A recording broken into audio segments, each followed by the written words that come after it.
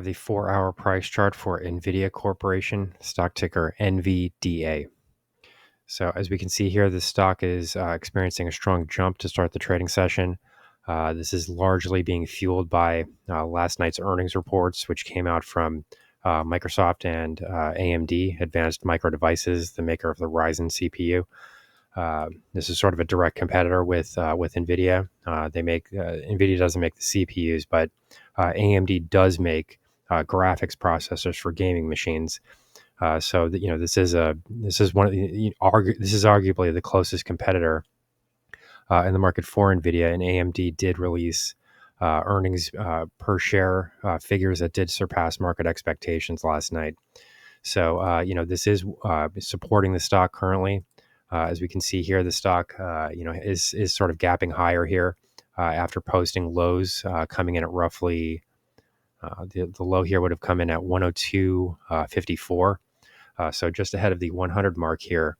And as we can see, this share price bounce did occur roughly at the 200 period exponential moving average on the 4-hour price charts.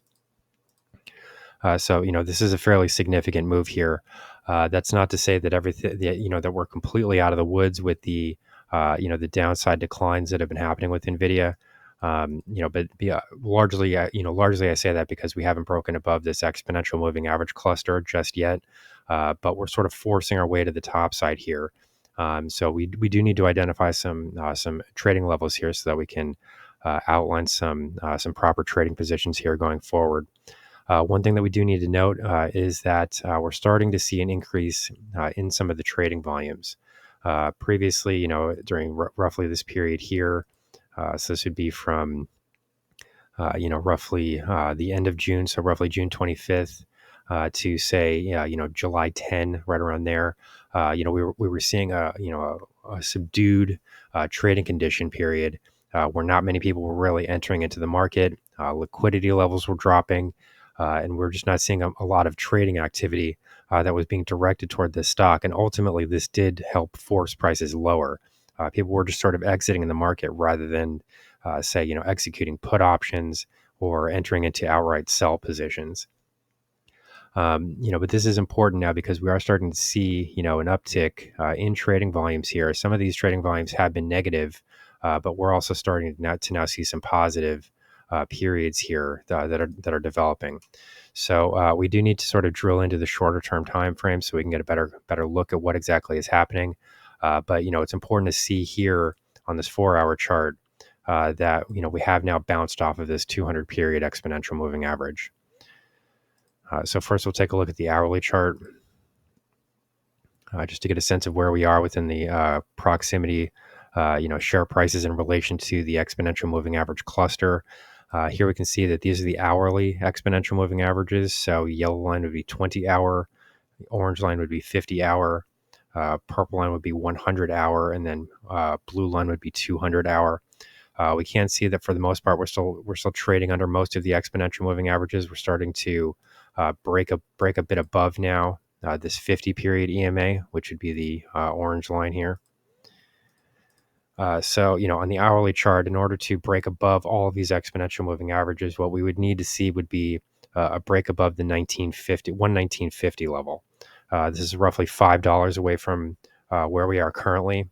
And I think a lot of this is going to wind up depending on the earnings results that we see from some of the other technology companies that are scheduled this week. Specifically, I'm talking about Microsoft and AMD did report last night, but we still have Apple, Amazon.com, and Meta Platforms all releasing earnings reports this week. So it can be argued that this current trading week could be the most important trading week of the entire year.